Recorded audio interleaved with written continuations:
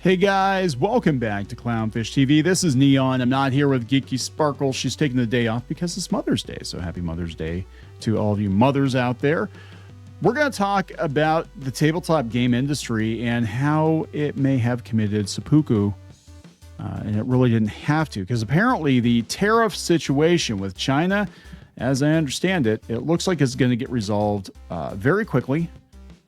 There was an announcement today that the White House is going to have more details tomorrow, but it looks like they're working things out with China. Now, if you will remember from the other videos and other articles that have been floating around out there, as soon as they announced the China tariffs, all these tabletop companies basically shut down. A lot of them said they're going out of business. They said they're pausing game development. And look, I completely understand. I can tell you, as someone who sources different products from different vendors, that the prices did go up. I mean, they went up astronomically. But what is likely going to happen is that some of these companies, maybe they weren't in the best of shape to begin with, and they're going to use the tariffs as an excuse to just close down shop, right? Just shut everything down. Or they're going to use the tariffs as an excuse to raise prices. That, I think, is the more likely one. We're already seeing video game publishers raise their digital downloads. The cost of downloads is like, well, you don't have any physical goods. Why do you have to raise the price of the game again? Because of the China tariffs? What? So we're going to talk about this and like what happens now, right? I mean, we've got CMON Games, Cool Mini or Not. I know Phantom Pulse has been kind of tracking this, but they have 26 million, just wrap your head around this, $26 million in apparently in unfulfilled crowdfunders. Now, I only ever backed one of their campaigns. I've said this before. I've only ever backed one of their campaigns, and it was the Masters of the Universe. And it was okay. We got it. It was late, but we did get it. We got everything we paid for, and it was okay. I don't actually play the games. I basically bought it just for the figures because it had all the He-Man and She-Ra characters. But it was okay for what it was. I mean, it was fine. But they're one of the companies was like, hey, yeah, we're not gonna fulfill our crowdfunders. We're pausing new development. We're laying people off, and they're one of many companies that did this. So this is going to be a very interesting situation, because I'm like, it wasn't even a month. I mean, it literally took like 2 or 3 days for the entire tabletop industry to just like completely freak the hell out and shut things down. And we said before, we thought it was going to be temporary. Now, I thought by temporary, we were looking at like 6 months or a year of these tariffs until, China buckled. But yeah, it lasted like a month. That's all it took. We'll see where things are at. I mean, they still might be high. I mean, it's probably going to increase the cost of goods, somewhat, but that 125% tariff, retaliatory tariff or whatever it was, I think that's going to be gone. So let's talk about this. Before we get into it any further, please subscribe for more pop culture news, views, and rants. Guys, check out news.clownfishtv.com. And if you guys like tabletop, this week, it's going to be this week, probably Tuesday, go to badorks.com. We've got a new pin set coming out, badorks.com. I just have to throw that out there. Bell of Lost Souls had this a couple of days ago. They said that the Trump tariffs were taking a tremendous, I love this alliteration. Trump tariffs take tremendous toll on tabletop titans' tumultuous times ahead. 2 days ago. And already it looks like things are going to get walked back. We're going to talk about the state of the tariffs right now. So the Trump tariffs continue, leaving the tabletop industry reeling and tempest tossed as Funko, Cephalofair, and others bunker down. Yeah, Cephalofair was one of the first ones that were like,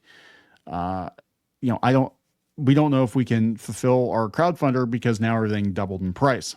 So now I guess my thing is like, if you told people that, and now it turns out that you totally can, you better do it. Because I'm saying if your excuse was, well, we couldn't do it because everything costs so much now. So, we're gonna have to lay people off and we don't know what's gonna happen. And then if it's like, oh yeah, just barely an inconvenience, and it'd be like, oh, well, what do we do? What do we do? Another week goes by with no relief in sight for the beleaguered tabletop industry. The Trump tariffs continue their economic devastation as even titans in the industry like Funko and Cephalofair struggle to meet exorbitant taxes placed on their goods without representation. And in the case of Cephalofair, without much recourse. This follows on the news of CMON halting game development and announcing layoffs amid the economic turmoil with the current president.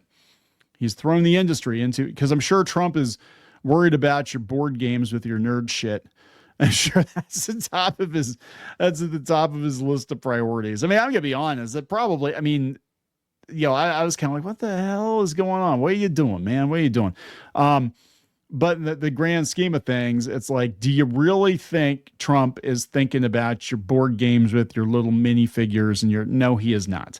JD Vance might be, but I don't know if Trump is. Trump tariffs, tax, tabletop titans. God, okay, guys, it was funny the first time. Yeah. It said, reminder, a tariff is a tax or duty to be paid on a particular class of imports or exports. If you'd like a primer, we've covered the topic before. Everybody basically folding. And it's true. Funko increased their prices from $12 to $14.99, and I don't think it's going to go down. I was talking to a friend the other day, and what is going to happen is they're going to use this situation as an excuse to raise the prices and leave them there, leave them up. This happened with Hurricane Katrina. If you're old enough to remember, gas prices skyrocketed. They blamed Katrina. And then once everything was cleaned up from Katrina, guess what? The gas prices, they didn't go back down, or they didn't go back down very much. I mean, we're talking went from like, if I remember correctly, I mean, it's been a while, it's been like 20 years, but if I remember correctly, it was like $1.75 a gallon, and then it went up to like $5 a gallon. And then it went down to about $4, $4.50 a gallon, and it stayed there for years. So yeah, it's like, yeah, I'm sure you've cleaned up the hurricane mess by now. I'm sure it's good now. You're just leaving those prices up there because it's whatever the market tolerates. And if people buy stuff at a higher price, there's no incentive to bring the prices down, right? The supply and demand. It's basic economics, right? The reason Disney gets all the money that they get, even though they've got fewer people supposedly going to the parks, but they're still making like record profits, is the people that do go are willing to pay more. Until they stop paying more, Disney will not suffer the financial devastation that some people would like to see them suffer, right? It's going to be barely an inconvenience. And same thing here. Like, they raise your Funkos to $15. If people are paying it, they're going to stay at $15. They're not going to drop the prices when the tariffs get dropped. Yeah, so there's a whole list. This is coming from Reddit. They have a master list of board game publishers that have closed or maybe at risk. Holy Grail Games announced closure in 2023. Okay, these are ones that have officially folded. So this is 24 days ago. Game Brewer, June 2024. So this is before the tariffs, right? Okay, Mythic Games, Funko Games, Final Frontier Games. Publishers facing troubles. Come on, Elf Creek Games, Underdog Games, Greater Than Games. There were several game stores shut down, and yeah, it's not looking good. Stonemeyer Games, they have a class action lawsuit against the president. So here's the latest. So here's where it's going to be really interesting to see what happens. They said that there has been progress in the China trade talk, right?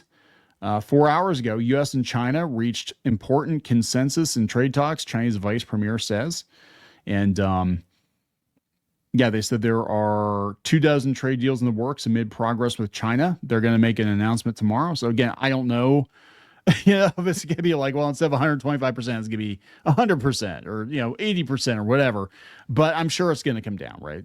So the U.S. and China made substantial progress and reached an important consensus in their trade talks. Chinese vice premier He Lifeng said today, following high-level meetings over the weekend, he described the discussions as candid, in-depth, and constructive, saying both sides agreed to establish a trade consultation mechanism for future discussions. China and the U.S. will finalize relevant details as soon as possible and will issue a joint statement reached at the talks on May 12th. Top U.S. officials also signaled positive developments after this weekend's talks in Geneva. A deal between the U.S. and China averting more damage from the trade war spurred by President Donald Trump's tariffs would be welcome news for the global economy. Yeah. So again, what happens now? Because a lot of these companies, and I did not realize it was that bad. Like, I never in a million years would have thought that CMON Games was in trouble. Like, how do you have $26 million in Kickstarters and still be taking a loss financially? Now, they sell a lot of these at retail. And of course, that the whole distribution system has been kind of upended with everything going, all the uncertainty around Diamond too, right? So again, this came from Fandom Pulse a couple of days ago. $26 million, and is that accurate? I know they had like 10 or 12 that they hadn't fulfilled at all, and they had some that were only partially fulfilled. I'm very surprised. I mean, again, it's the massive amounts of money that they're pushing through, but I'm very surprised that Kickstarter would let them have that many unfulfilled. I know they really put the kibosh on that, especially for smaller creators. Like, they will let you have multiple open campaigns, but you have to have a good track record of delivering. So maybe it was like they delivered a lot of their stuff early on, and then they're like, oh yeah, sure, you can run like 20 at a time. Yeah, we don't care, whatever. Yeah, so they said, like many in the industry, CMON issued a statement blaming the tariffs. They said it was one of the bigger boons for the board game industry, as so many companies, CMON included, exploited giant crowd funds from stay-at-home crowd. Yeah, that's how they made a lot of money. People were locked in their houses. Same with Hasbro. Same with Wizards of the Coast. D&D blew up. It was a combination of things. It was, the lockdown. So people were like, well, let's play board games. What else are we going to do? We're not going to work. We can't leave our houses. Kids aren't going to school for 2 years. So yeah, let's play some D&D or Magic or whatever. And then Stranger Things. They kept pushing D&D via Stranger Things, even though the version of Dungeons and Dragons that's being sold now is nothing like the presumably advanced Dungeons and Dragons that they're playing on the show, but whatever. Anyway, FanPulse said the temporary success on Kickstarter caused CMON to use one crowdfund to pay for the last, spiraling further and further as they raised money and didn't deliver. I don't know the specifics of that, but I know they have a shit ton of games out there. Like, they're making like one new licensed game a week. They have 11 projects currently unfulfilled. 11. They've raised more than $26 million in revenue. The company is still slashing their staff and development, showing it has little to do with tariffs. Yeah, that's the thing. It's they're going to use the tariffs as an excuse, and maybe they thought this trade war was going to go on a lot longer than it is. I mean, geez, Steve Jackson Games, didn't the CEO leave too? Like, what the hell is going on? Last month, CMON announced to investors they might expect a $1.4 to $2.4 million loss for 2024 as they wrap up their fiscal year financials. A loss. $26 million in revenue for board games, and you're still dealing with a loss. Like, how? The company has been delaying releasing its financial reports, blaming understaffing in its department for missing the federally mandated reporting date as they're a public company. During this time, they had been attempting to raise capital and sell off IPs, similar to the way the video game company Ubisoft handled their recent massive losses. However, unlike Ubisoft, CMON's deal fell through and they were unable to raise the additional capital. So they're looking to sell. Is that what's going on? Company has announced that their losses for 2024 exceeded estimates, posting a $3 million loss in total for the year.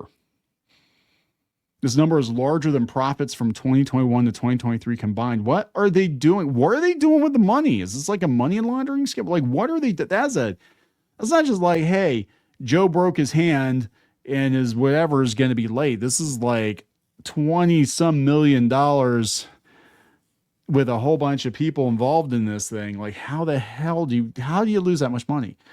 CMON reported $3.1 million in cash on hand. That number is now dwindled to $2.1 million over the last year, leaving the company at a point where they have little choice but to initiate massive layoffs. Yeah, and they're public too. Like, why would you go public? I mean, the only thing I think is I don't know the whole story here, but I'm thinking that they were hoping like a Funko or somebody come along and buy them out for a ridiculous amount of money. So they just kept doing, like, look at all the stuff we're making, look at all this money you can make. But it's like, yeah, it sounds like they don't know what the hell they're doing over there. With so little capital and so much left to fulfill from the $26 million in crowdfunders, CMON is at risk of completely going under and not fulfilling its obligation to backers for the board game revenue they've already collected. With gaming development on pause, they don't have much of an option to open up a new crowdfunder to try and pay for all these, and customers might balk at the idea at this point because it's not safe for them to do so. Yeah, I mean, look, if they're broadcasting, hey guys, we're a public company, which is weird that public company is going to use Kickstarter, but okay. We're a public company and you can see our dire financial condition. I guess IDW was doing it too, so whatever. But like, you can see we're not in a very good place. Give us more money, please. Money, please. So we can burn that too. I mean, that's just wild.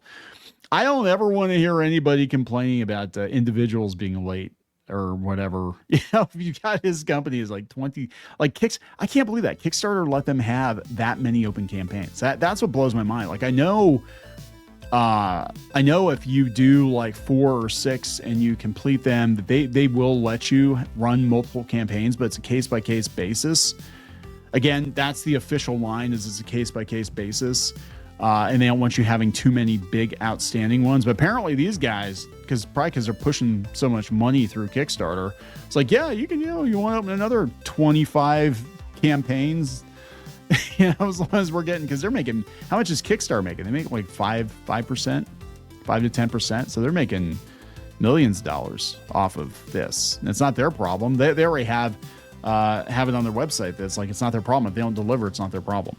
If it's like they're just a facilitator. They're not responsible for the product getting to you. So wild. Anyway, there we go, guys. It's going to be very interesting next week to see how the board game industry reacts to this news, because some of them, I think, were actually somewhat relieved that they could blame all of this on the tariffs. So please subscribe for more pop culture news, views, and rants. We'll talk later. For more pop culture news, views, and rants, go to news.clownfishtv.com. That's news.clownfishtv.com.